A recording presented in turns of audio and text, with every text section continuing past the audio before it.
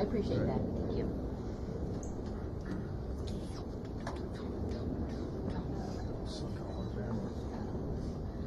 Hey everybody, your pool are still here. We are still waiting to go in. I confirmed with the White House that once we get in there, you get a shot. I'll let you know we're safe.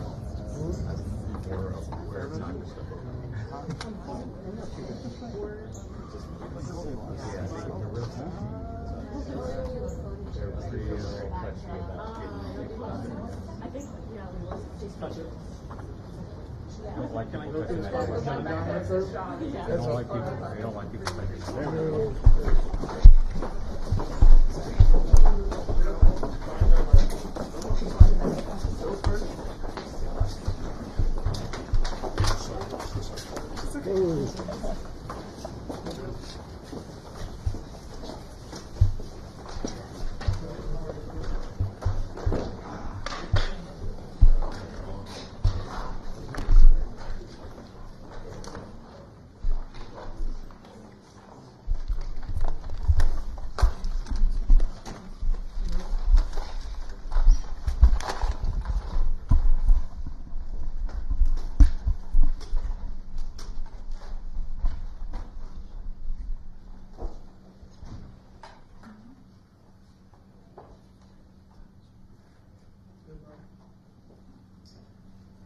Thank you very much.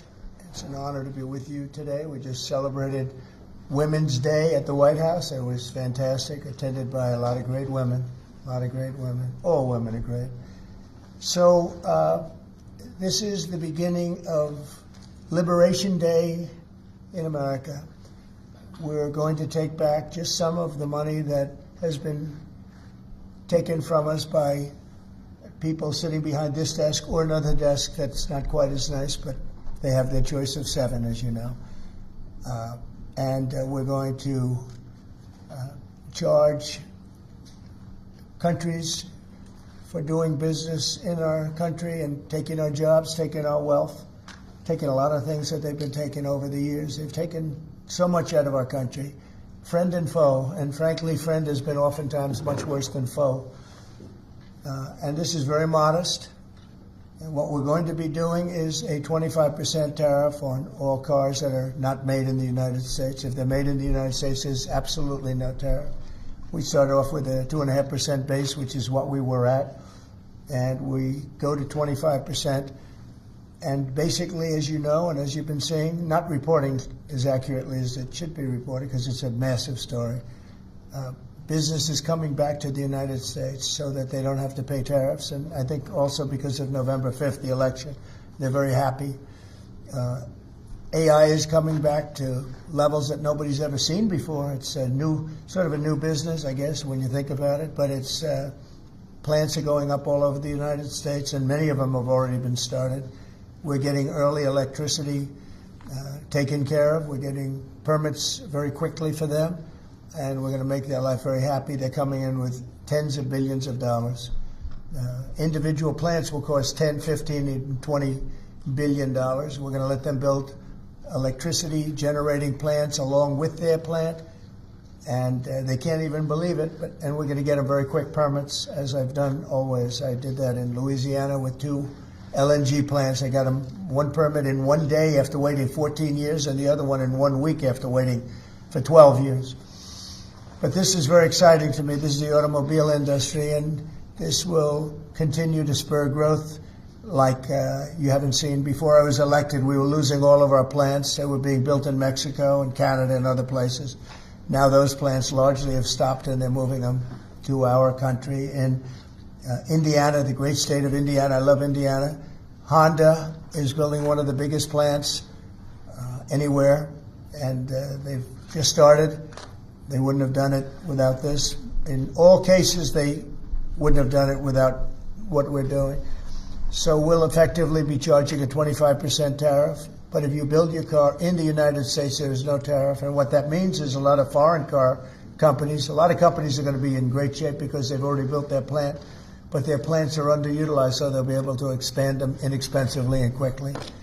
But others will come into our country and build, and they're already looking for sites. They're looking for mostly sites. They don't want to take the old buildings that are empty and falling down. They want to build new. and there's tremendous action. There is likewise for other companies and countries, like the chip making process. Your chip bill was a disaster done by Biden. All he does is give tremendous amounts of billions of dollars to chip companies that will do nothing with the money. They're not going to use the money here. They're going to just keep it. They have plenty of money. The one thing they have is they have a lot of money.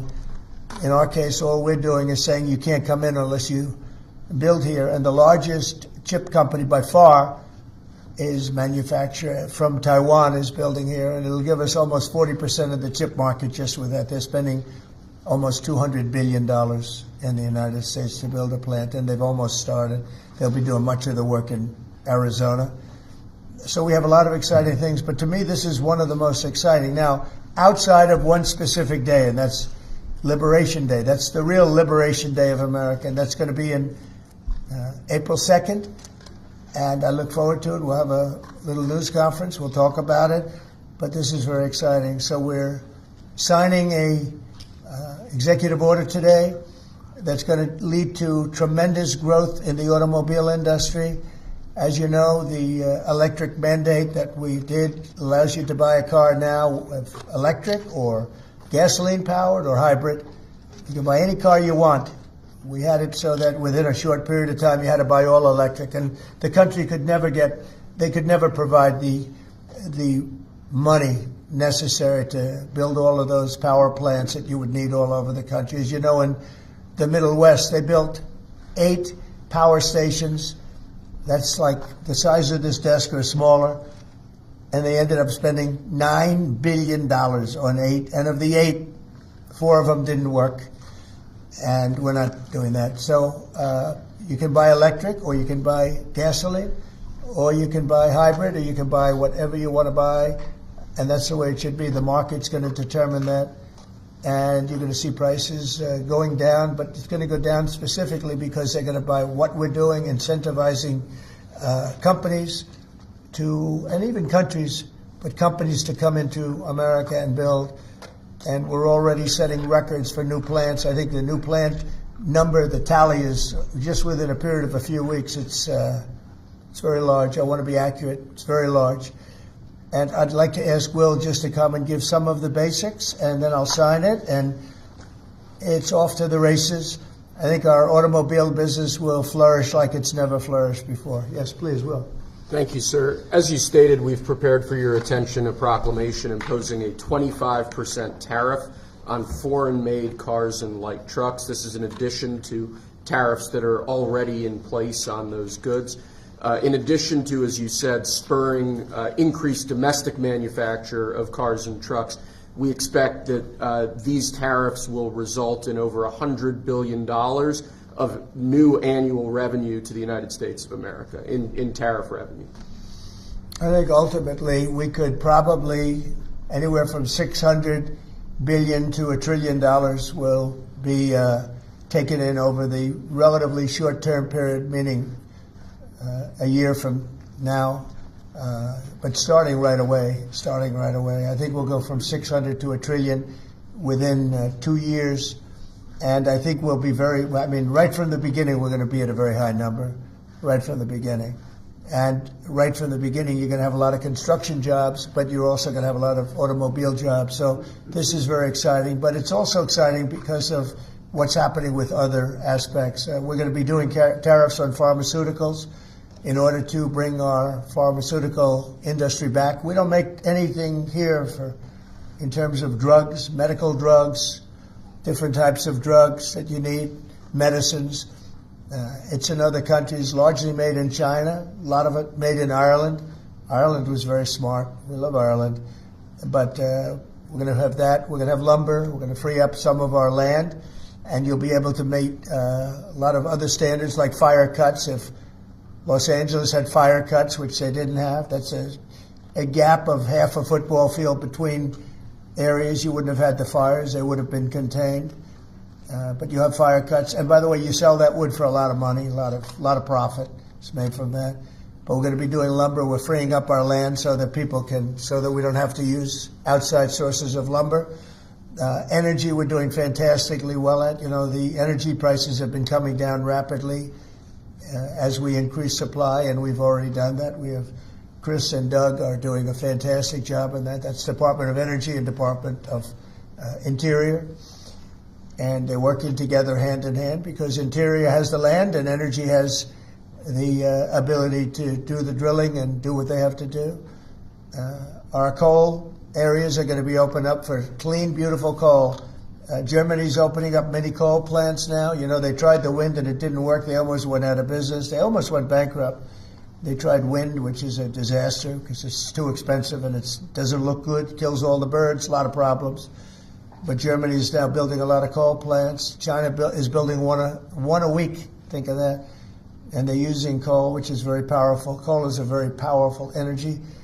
And we're opening up our coal mines again, and we're going to do, I call it beautiful, clean coal. The technology is so good now that coal can give you tremendous power at the same time. It can be very clean. But we're also obviously doing oil and gas and various other things. You can do pretty much whatever you want. We don't like the wind because we think it ruins the landscapes, the plains, ruins them. And it's got a lot of problems. It's also by far the most expensive energy. It looks horrible in the oceans. It's dangerous in the oceans in terms of navigation. And if you look at what's happening with whales, you know, in one area, they lost 2 whales, like in 20 years, washed ashore. And this year they had 17 wash ashore. So there's something happened out there. There's something driving the whales a little bit loco, but they lost 2 in 20 years. And now they lost 17 in a short period of time. So it's something wrong out there. So this is very exciting. This is going to lead to the construction of a lot of plants, and in this case, auto plants. And you're going to see numbers like you haven't seen, both in terms of employment. It takes a little while. You're going to have great construction numbers initially, and then ultimately you're going to have a lot of people making a lot of cars. And one other thing, we have the Speaker of the House with us, who's doing a fantastic job. And where's Mike? And we're trying to get approved. Mike, thank you very much for being here. We're trying to get approved, if we can. If you borrow money to buy a car, you're allowed to deduct interest payments for purposes of income tax, but only if the car is made in America. So if the car is made in America, you get a loan, you can deduct the interest. That's a big saving. A lot of people in that part of the world, in terms of buying cars, a lot of them don't think in terms of deductions. People that think in terms of deductions are very wealthy people, but people are going to start understanding what a good deduction is all about. So when you get a loan to buy a car, and I think it's going to pay for itself. I don't think there's any cost. I think you're going to have so many cars built, but you're only going to get that deduction of interest if the car is made in the United States of America. So I'm going to sign this, and Mike, I hope you can get that, because I think it's going to be amazing in terms of the number of cars that are going to be made because of it. And I want to thank Howard Lutnick, our fabulous commerce chairman. That's what he is. He's a chairman. He's a very successful guy, a great guy. And we have a big day, Howard, coming up next week. It's going to be good. That's Liberation Day. That's going to be on the 2nd, and that's going to be reciprocal. And I think people will be impressed. We're going to be very fair. We're going to be very nice, actually. We have not been treated nicely by other countries, but we're going to be nice. So I think people will be pleasantly surprised, but it's going to make our country very rich, because we're the piggy bank that everybody steals from, and they've been doing it for many years, for decades, so we're not going to let it happen. So, but we're going to treat people very nicely. We're going to treat other countries very, very nicely, and I think it's going to have a very positive effect on everybody, including those other countries. So I'll sign this, and we will see you again on April the 2nd. In terms of this, it's going to be another round, and it's about making America great again, making it strong and prosperous again. Thank you very much. So this is like on tariffs. Can I ask you about tariffs, Mr. President? On the car tariffs, how do you assure that a car coming into the country is fully built? Could an automaker in Germany say, leave the tires off a car? Yeah, we're going to have very strong policing, and it's pretty easy to do. If parts are made in America and a car isn't, those parts are not going to be taxed or tariffed. And we'll have very strong policing as far as that's concerned. for the most part, I think it's going to lead cars to be made in one location. You know, right now, a car would be made here, sent to Canada, sent to Mexico, sent all over the place. It's ridiculous. So this is a very simple system. And the beauty of the 25, it's one number. It's not up or down depending on the cost of the car. It's one number. And that number is going to be used to reduce debt greatly in the United States and to build things, reduce taxes. I mean, you know, basically, I view it as reducing taxes and also reducing debt. And within a fairly short period of time, I think we're going to have a balance sheet that's going to be outstanding. Yeah. How do you assure Americans then that this will not cause a long-term increase in prices? Well, look, I think we're going to have a market the likes of which nobody's ever seen before, not in this country. You know, we had the best market ever in my first term. It was the strongest market ever, the best economy ever. And I think I think this blows it away. But this is something that people have wanted to do, presidents have wanted to do for a long time. A lot of them didn't understand it. It wasn't a priority for them. But foreign countries understood it very well. And they've really ripped us off at levels that nobody's seen before. But that's not going to happen. Mr. President, is this for today or on April 2nd, the auto tariffs? Say it? Do these auto tariffs go into effect today or on April 2nd? They go into effect on April 2nd. We're signing today. It goes into effect April 2nd. We start collecting on April 3rd. Is there any more sectoral tariffs that are coming in on April 2nd? What does that mean? Any more tariffs on any other sectors on April 2nd, for example, chips or pharmaceuticals? Not then, but we will be putting a tariff on lumber.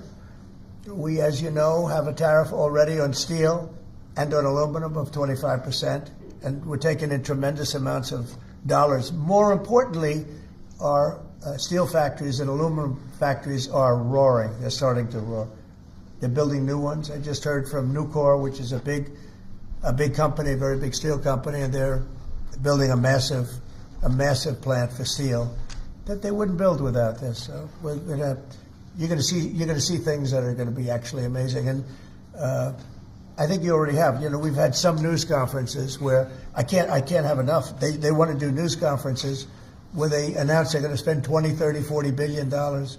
But Apple, as an example, is spending $500 billion. Okay. Any other? On the Signal chat, Senator Roger Wicker. Hold on one second. Go ahead. Reciprocal tariffs next week. Will those be immediately effective April 2nd on all countries, or will you focus on the worst offenders? No, we're going to make it all countries, and we're going to make it very lenient. I think people are going to be very surprised. It'll be, in many cases, less than the tariff that they've been charging us for decades. So I think people are going to be very, very surprised. Why is On that? auto tariffs, I think they'll be pleasantly surprised. I don't know. I think we're trying to keep it somewhat conservative. and on these auto tariffs, we saw obviously the NASDAQ 100 go down 2% at close, S&P 500 down 1%. What are you concerned Is that about today? that market reaction? Today? Yes, sir. I didn't say that. I want to see the jobs. I want to see that'll all take care of itself. That could take care of itself in 1 day, 2 days, or 1 week. Are there any conditions under which you'd remove these auto tariffs, sir, or is this permanent for the rest of your term in office? Oh, this is permanent. Yeah, 100%. Yeah. On the auto tariffs, sir, did Elon Musk advise you at all on these auto tariffs? No, because he may have a conflict, so we don't talk. I've never talked to him. Elon's amazing. He's never asked me for a favor in business whatsoever. I'm actually a little surprised by it. I might do it, I might not do it. I do what's right, and he'd want me to do what's right. No, he's a patriot. He has never, these are big deals we're talking about. This is probably nothing like this. And I've never had Elon come and say, would you do me a favor with the mandate or the electric mandate or anything. He's never asked me for anything. Sir, also, what's your response to Republican lawmakers who have said today that your administration should take more accountability and not downplay what's happened with the signal that we've seen in these messages today? Well, I don't know about downplaying. The press upplays it. I think it's all a witch hunt, that's all. I think it's a witch hunt. I wasn't involved with it. I wasn't there, but I can tell you the result is unbelievable because the Houthis are looking to do something. They want to know, how do we stop? Can we have peace? The Houthis want peace because they're getting the hell knocked out of them. It's been very, very strong. The Houthis are dying for peace. They don't want this. And they're bad. Look, they were knocking ships out of the ocean. We had in the Suez Canal, they only have about 20% of the ships going through. They have to go through a different way, which takes weeks of travel, and that really affects commerce. But the Houthis have been hit hard, and they want to negotiate peace. But I don't think they're quite. I don't think they're quite ready. Classified that was shared? Say it. Do you still believe nothing classified was shared? Well, that's what I've heard. I don't know. I'm not sure. You'll have to ask the various people involved. I really don't know. I can only tell you this. You don't want to talk about it. The Houthis have been horrible to the world. What they've done, killed a lot of people, and knocked down a lot of ships and planes and anything else. It's not just the ships. And they have been hit. They have been hit harder than they've ever been hit. And they want us to stop so badly, and they've got to stop. They've got to say no mas. But I can only say that the attacks. It's attacks every day, every night. It's not just the one. You're talking about one. The attacks have been very successful, even beyond our wildest expectations. We've hit them very hard, very successfully. And we're going to do it for a long time. We're going to keep it going for a long time. Senate Republicans have said that they have formally asked the administration for an Inspector General report on the signal issue. Will you agree to that? It doesn't bother me. I don't know. I want to find if there's any mistake or if a signal doesn't work. It could be that signal is not very good. It's a company. Maybe it's not very good. I think we'd rather know about it now. There was no harm done because the attack was unbelievably successful that night, and it has been unbelievably successful every single night for the last 4 or 5 nights. So, and that's the thing that you should be talking about. This is something that should have been done by sleepy Joe Biden, but he was asleep at the wheel, other than when it came to stealing money, of course. Joe Biden should have done this attack on Yemen, which is basically a certain group within Yemen, the Houthis, and this should have been done by Joe Biden, and it wasn't, and that's caused this world a lot of damage and a lot of problems. He's responsible, but he's also overseeing the investigation to find out what went wrong. Maybe who's responsible? Mike Waltz says that he's responsible. Well, yeah, Mike Waltz, I guess he said he claimed responsibility. I would imagine it had nothing to do with anyone else. It was Mike, I guess. I don't know. I was told it was Mike, but again, the attacks were unbelievably successful, and that's ultimately what you should be talking about, I think. Mike did. He took responsibility for it. Say it. Should Secretary Hegseth consider his position over the signal? Hegseth is doing a great job. He had nothing to do with this. Hegseth. How do you bring Hegseth into it? He had nothing to do. Look, it's all a witch hunt.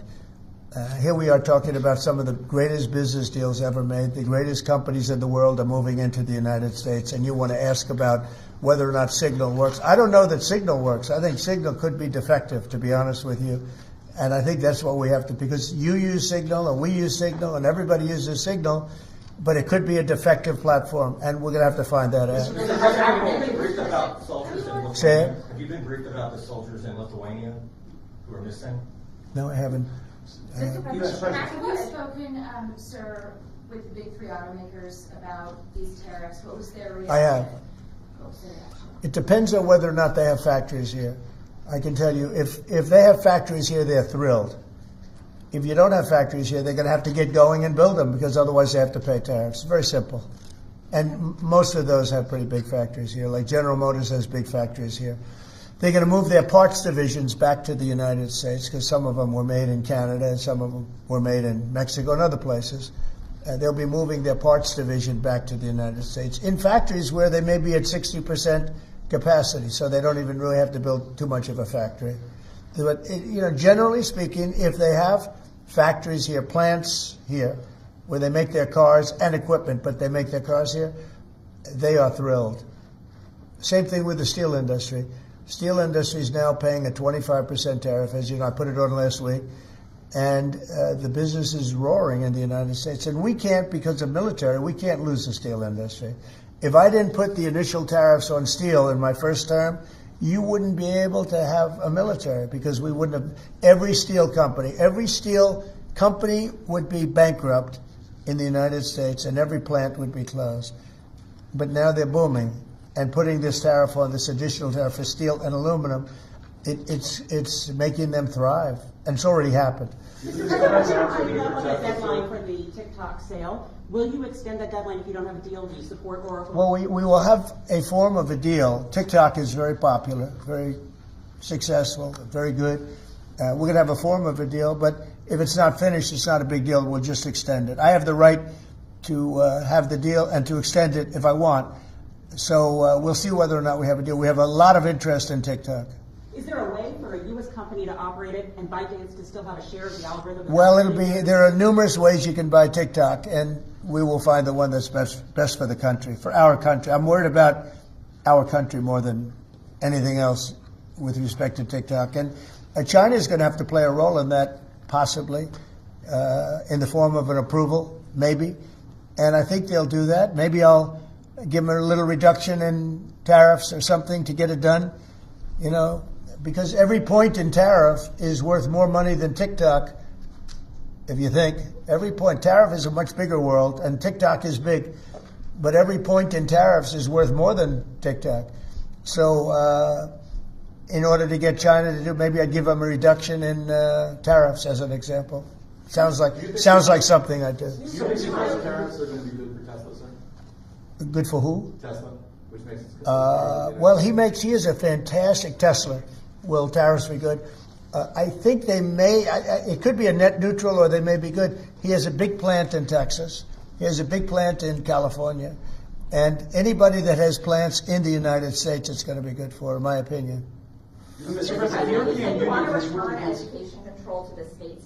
How would you handle it if a state like California were to put in place education policy? You know, I haven't seen a mask in so long. You're wearing a mask. So nice of you. I haven't seen anybody wearing a mask in a long time. It's good. You feel more comfortable, right? Good. That's good. So go ahead. You said you want to return education control to the states. How would you handle it if a state like California were to put in place education policies you disagree with? Well, I think that California is going to be tougher because they're doing badly on everything they do. You know, everything they touch turns bad. So a place like California would be tougher for education. But what I would see with California is you'd have a Los Angeles department, and you'd have Riverside. You'd go to various places. And I think you'd have some great areas in California, and then you'd have some, like everything else, that doesn't work so well. But ultimately, I think it would be very successful. I think in New York, as an example, you'd go to Long Island, Westchester, you may have Nassau County, Queens County. You'd break it up in certain ways so they'd have maybe 5 departments. You know, because of the size, they'd have 5 departments instead of 1. A state like Iowa, you'd have 1. And, I mean, they're just chomping at the bit to get going. So many states are chomping at the bit to get education, and it's going to happen fast, to get the education